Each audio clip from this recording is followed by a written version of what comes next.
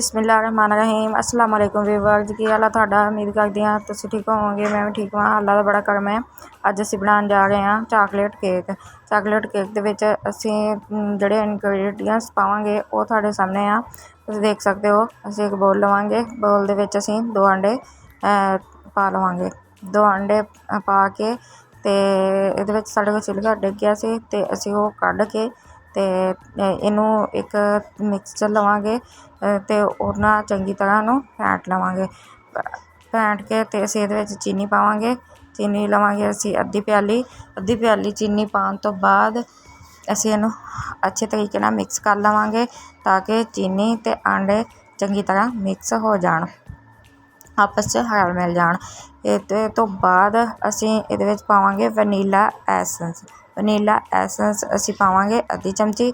ਅਗਰ ਤੁਹਾਡੇ ਕੋਲ ਹੈ ਤਾਂ ਤੁਸੀਂ ਪਾ ਸਕਦੇ ਹੋ, ਨਹੀਂ ਹੈ ਤਾਂ ਤੁਸੀਂ ਇਹਨੂੰ ਸਕਿਪ ਵੀ ਕਰ ਸਕਦੇ ਹੋ। ਅਤੇ ਇਹ ਆਂਡੇ ਦੀ ਸਮੈਲ ਨੂੰ ਬਿਲਕੁਲ ਖ਼ਤਮ ਕਰ ਦੂਗਾ। ਅਤੇ ਇਸ ਤੋਂ ਬਾਅਦ ਵਨੀਲਾ ਐਸੈਂਸ ਪਾ ਕੇ ਅਸੀਂ ਇਹਨੂੰ ਚੰਗੀ ਤਰ੍ਹਾਂ ਇਹ ਮਿਕਸਚਰ ਨੂੰ ਮਿਕਸ ਕਰ ਲਾਂਗੇ ਅੱਛੀ ਤਰ੍ਹਾਂ, ਤਾਂ ਕਿ ਇਹ ਜਿਹੜਾ ਮਿਕਸਚਰ ਆ ਆਪਸ ਦੇ ਵਿੱਚ ਘੁਲ ਮਿਲ ਜਾਵੇ। ਅਤੇ ਇਸ ਤੋਂ ਬਾਅਦ ਅਸੀਂ ਪਾਵਾਂਗੇ ਆਇਲ ਅਸੀਂ ਪਾਵਾਂਗੇ ਅੱਧੀ ਪਿਆਲੀ ਆਇਲ ਅਸੀਂ ਥੋੜ੍ਹਾ ਕਰਕੇ ਵਿੱਚ ਚੰਗੀ ਤਰ੍ਹਾਂ ਮਿਕਸਚਰ ਦੇ ਵਿੱਚ ਮਿਕਸ ਕਰ ਲਵਾਂਗੇ। ਮਿਕਸ ਕਰਨ ਤੋਂ ਬਾਅਦ ਅਸੀਂ ਲਵਾਂਗੇ ਮੈਦਾ ਲਵਾਂਗੇ। ਮੈਦਾ ਵੀ ਅਸੀਂ ਅੱਧੀ ਪਿਆਲੀ ਲਵਾਂਗੇ, ਉਹ ਵੀ ਅਸੀਂ ਆਹਿਸਤਾ ਆਂਡੇ ਦੇ ਮਿਕਸਚਰ ਦੇ ਵਿੱਚ ਪਾ ਕੇ ਚੰਗੀ ਤਰ੍ਹਾਂ ਇਹਨੂੰ ਮਿਕਸ ਕਰ ਲਵਾਂਗੇ। ਇਹ ਮੈਦਾ ਤੁਸੀਂ ਛਾਣ ਕੇ ਇਸਤੇਮਾਲ ਕਰਿਓ। ਮੈਂ ਵੀ ਛਾਨਣੀ ਦੇ ਨਾਲ ਛਾਣ ਕੇ ਇਹਨੂੰ ਰੱਖਿਆ ਸੀ ਤਾਂ ਕਿ ਇਹਦੇ ਵਿੱਚ ਸੁੰਡੀ ਵਗੈਰਾ ਜਾਂ ਕੋਈ ਕੀੜਾ ਵਗੈਰਾ ਨਾ ਹੋਵੇ। ਸਾਰੀਆਂ ਚੀਜ਼ਾਂ ਤੁਸੀਂ ਛਾਣ ਕੇ ਇਸਤੇਮਾਲ ਕਰਿਆ ਕਰੋ, ਸੁੱਕੀਆਂ ਚੀਜ਼ਾਂ। ਉਸ ਤੋਂ ਬਾਅਦ ਅਸੀਂ ਪਾਵਾਂਗੇ ਚੋਕੋ ਪਾਊਡਰ ਪਾਵਾਂਗੇ ਅਸੀਂ 3 ਚਮਚੇ ਭਰ ਕੇ ਅਸੀਂ ਕੋਕੋ ਪਾਊਡਰ ਦੇ ਪਾ ਲਵਾਂਗੇ।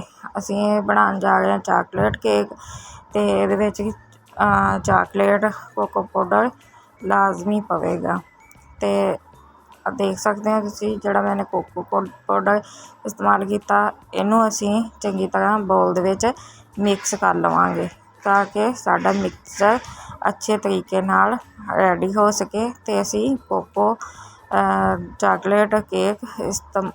ਚਾਕਲੇਟ ਕੇਕ ਬਣਾ ਸਕੀਏ। ਇਸ ਤੋਂ ਬਾਅਦ ਅਸੀਂ ਬੇਕਿੰਗ ਸੋਡਾ ਲਵਾਂਗੇ 2 ਚਮਚ ਬੇਕਿੰਗ ਸੋਡਾ ਲੈ ਕੇ ਅਸੀਂ ਇਹਨੂੰ ਮਿਕਸਚਰ ਦੇ ਵਿੱਚ ਪਾ ਕੇ ਚੰਗੀ ਤਰ੍ਹਾਂ ਹਿਲਾ ਲਵਾਂਗੇ। ਉਸ ਤੋਂ ਬਾਅਦ ਅਸੀਂ 2 ਤੋਂ 3 ਚੁਟਕੀ ਲਈ ਆ ਮਿੱਠਾ ਸੋਡਾ ਅਸੀਂ 2 ਤੋਂ 3 ਚੁਟਕੀ ਪਾ ਕੇ ਇਹਨੂੰ ਚੰਗੀ ਤਰ੍ਹਾਂ ਮਿਕਸ ਕਰ ਲਵਾਂਗੇ। ਅਤੇ ਇਹਦੇ ਵਿੱਚ ਇਸਤੇਮਾਲ ਹੋਊਗਾ ਦੁੱਧ ਅੱਧੀ ਪਿਆਲੀ ਇਸਤੇਮਾਲ ਹੋਊਗਾ। ਦੁੱਧ ਅਸੀਂ ਗਰਮ ਕੀਤਾ, ਉਬਲਿਆ ਹੋਇਆ ਦੁੱਧ ਲੈਣਾ ਵਾ, ਜਿਹਦੇ ਨਾਲ ਇਹ ਮਿਕਸਚਰ ਬੈਟਰ ਚੰਗੀ ਤਰ੍ਹਾਂ ਬਣ ਕੇ ਤਿਆਰ ਹੋਊਗਾ। ਇਹਨੂੰ ਅੱਛੇ ਤਰੀਕੇ ਨਾਲ ਮਿਕਸ ਕਰ ਲੈਣਾ ਵਾ। ਮਿਕਸ ਕਰਨ ਤੋਂ ਬਾਅਦ ਅਸੀਂ ਗਰਮ ਪਾਣੀ ਲਵਾਂਗੇ ਅੱਧੀ ਪਿਆਲੀ, ਉਹ ਵੀ ਅਸੀਂ ਇਹਦੇ ਵਿੱਚ ਪਾ ਲਵਾਂਗੇ।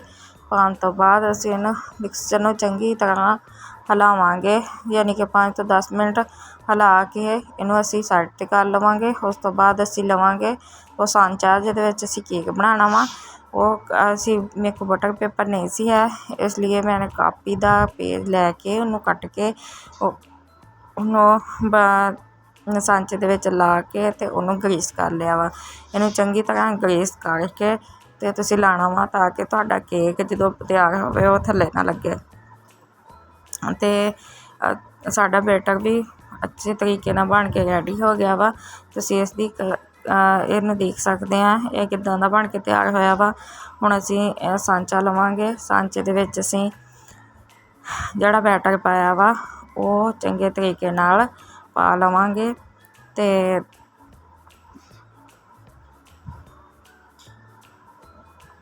ਸਾਡੇ ਸਾਂਚੇ ਦੇ ਵਿੱਚ ਬੈਟਰ ਜਿਹੜਾ ਵਾ ਸਾਰਾ ਪੈ ਗਿਆ ਵਾ, ਅਤੇ ਅਸੀਂ ਇਹਨੂੰ ਬੋਲ ਨੂੰ ਚੰਗੀ ਤਰ੍ਹਾਂ ਸਾਫ਼ ਕਰਕੇ ਸਾਂਚੇ ਦੇ ਵਿੱਚ ਪਾ ਲਵਾਂਗੇ।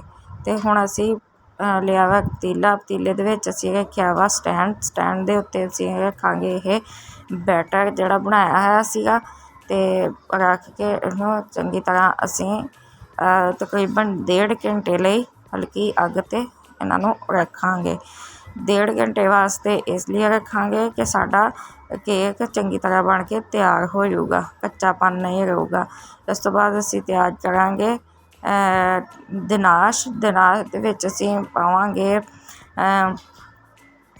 ਚੀਨੀ ਅੱਧਾ ਕੱਪ ਅਤੇ ਕੋਕੋ ਪਾਊਡਰ ਪਾਵਾਂਗੇ ਅੱਧੀ ਪਿਆਲੀ, ਅਤੇ ਪਾਵਾਂਗੇ ਅਸੀਂ ਮਿੱਠੇ ਸੋਡੇ ਦੀਆਂ 2 ਚਮਚੀਆਂ, ਬੇਕਿੰਗ ਸੋਡਾ ਪਾਵਾਂਗੇ ਅਸੀਂ, ਮਿੱਠਾ ਸੋਡਾ ਨਹੀਂ ਪਾਵਾਂਗੇ। ਅਤੇ ਇਹਦੇ ਵਿੱਚ ਦੇਸੀ ਘਿਓ ਮੈਂ ਲਿਆ ਵਾ 2 ਤੋਂ 3 ਚਮਚੇ। ਤੁਹਾਡੇ ਕੋਲ ਦੇਸੀ ਘਿਓ ਹੋਵੇ ਤਾਂ ਤੁਸੀਂ ਉਹ ਵੀ ਇਸਤੇਮਾਲ ਕਰ ਸਕਦੇ, ਮੱਖਣ ਵੀ ਇਸਤੇਮਾਲ ਕਰ ਸਕਦੇ ਹਾਂ। ਇਹਨੂੰ ਅਸੀਂ ਪਾਵਾਂਗੇ ਇਹਦੇ ਵਿੱਚ ਦੁੱਧ ਅੱਧੀ ਪਿਆਲੀ, ਅਤੇ ਇਹਨੂੰ ਅਸੀਂ ਚੰਗੀ ਤਰ੍ਹਾਂ ਹਿਲਾ ਕੇ ਅਤੇ ਚੁੱਲ੍ਹੇ ਦੇ ਉੱਤੇ 5 ਤੋਂ 7 ਮਿੰਟ ਵਾਸਤੇ ਪਕਾ ਲਵਾਂਗੇ। ਸਾਡਾ ਕੇਕ ਵੀ ਬਣ ਕੇ ਤਿਆਰ ਸੀਗਾ, ਅਤੇ ਸਾਡੇ ਗਨਾਸ਼ ਵੀ ਬਣ ਕੇ ਬਿਲਕੁਲ ਤਿਆਰ ਹੋ ਗਈ ਸੀ, ਯਾਨੀ ਕਿ ਚਾਕਲੇਟ ਇਹਦੇ ਉੱਤੇ ਅਸੀਂ ਲਾਈ ਆ। ਅਤੇ ਕੇਕ 2 ਤੋਂ 3 ਘੰਟੇ ਫਰਿੱਜ ਤੋਂ ਰੱਖਣ ਤੋਂ ਬਾਅਦ ਇੱਦਾਂ ਦਾ ਸਾਡਾ ਤਿਆਰ ਹੋਇਆ ਵਾ। ਤੁਸੀਂ ਸਾਡੀ ਰੈਸਿਪੀ ਦੇਖ ਕੇ ਜੇ ਕੇਕ ਬਣਾਉਣਾ ਚਾਹੋ ਤਾਂ ਜ਼ਰੂਰ ਬਣਾ ਸਕਦੇ ਹਾਂ। ਸਾਡੇ ਮਜ਼ੀਦ ਚੰਗੀ ਵੀਡੀਓ ਵੇਖਣ ਵਾਸਤੇ ਸਾਡੇ ਚੈਨਲ ਨੂੰ ਲਾਈਕ, ਸ਼ੇਅਰ, ਸਬਸਕ੍ਰਾਈਬ ਕਰੋ। ਅੱਲਾ ਹਾਫਿਜ਼।